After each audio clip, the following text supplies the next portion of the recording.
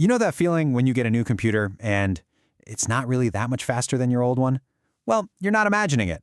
For decades, we kind of took this for granted, this law of technology that everything would just keep getting faster and faster. But that law, it's been broken. The engine of progress has kind of stalled out. But what if the answer wasn't a slightly better engine, but something completely different? Today, we're going to talk about the unlikely hero that didn't just break through that wall, it's building a whole new world on the other side. For almost half a century, the engine was the CPU, the central processing unit in every computer.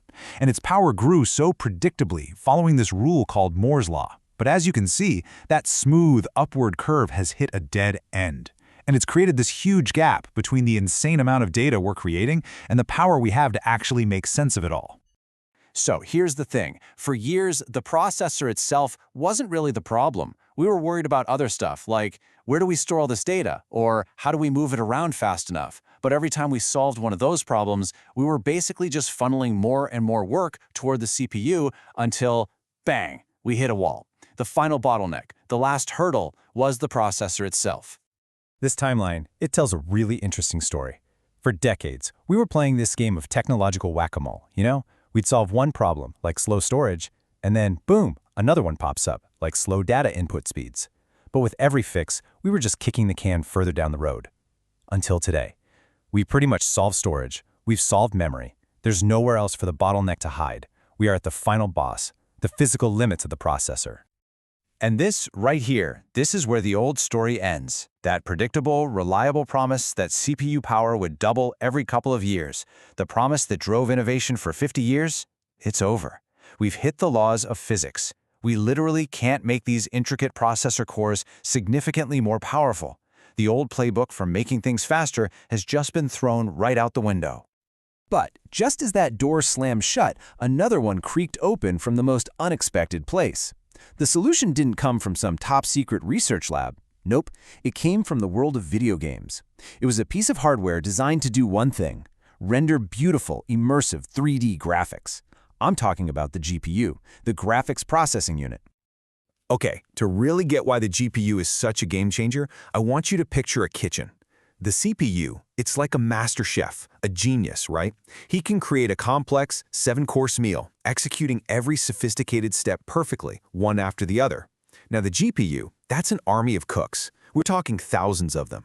You wouldn't ask them to invent a new recipe, but you can tell all 5,000 of them to chop an onion, and they'll do it all at exactly the same time, in perfect sync. And this whole army of cooks approach has a name. It's called massively parallel processing. And it turns out that so many of the world's biggest computing challenges, from training AI to analyzing financial markets, they aren't master chef problems. They are chop a million onions problems. They're all about doing thousands or even millions of simple, repetitive calculations all at once. And for that job, the GPU is an absolute superpower.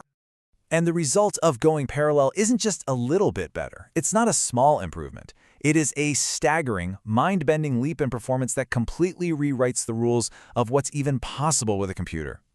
100 times. Yeah, you heard that right. That's not a typo. For the kinds of data-heavy jobs we're talking about, a GPU can do the work of 100 traditional CPUs.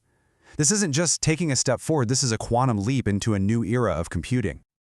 But look, it's not just about having more cooks in the kitchen. You've also got to get them their ingredients, fast.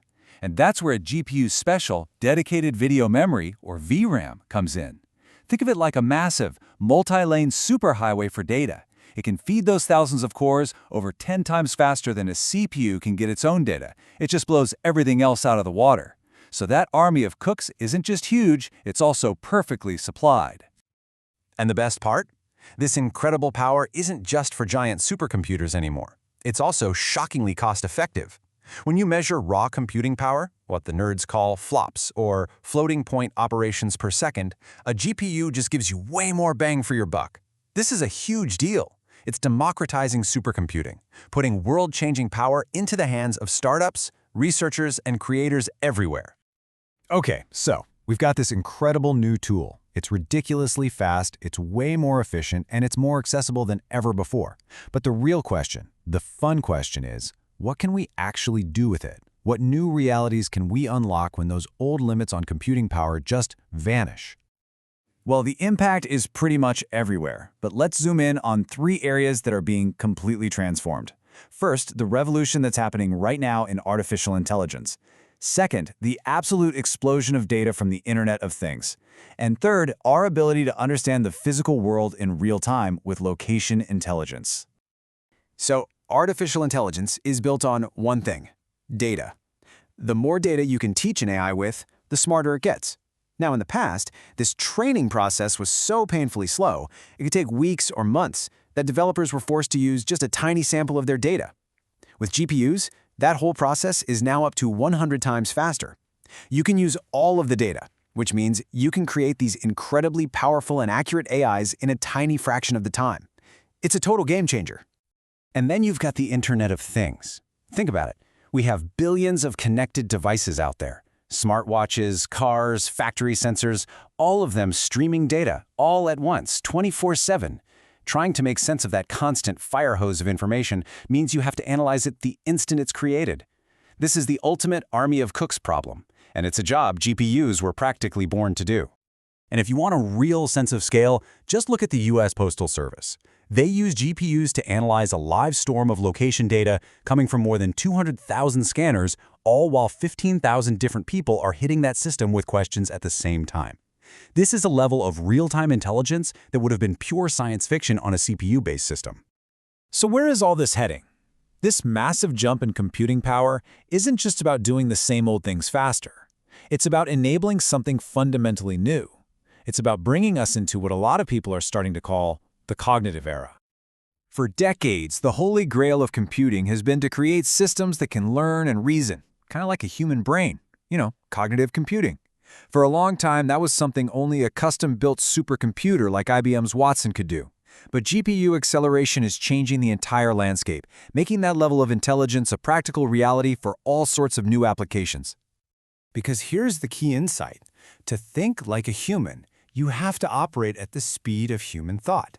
And as this quote says, if it's not real-time, it's not really cognitive. I mean, you don't take 10 minutes to recognize a face, right? The incredible speed of GPUs provides that critical missing ingredient. It elevates AI from a slow academic project to a truly intelligent system that can interact with the world as it happens. And this brings us to this really remarkable moment in history.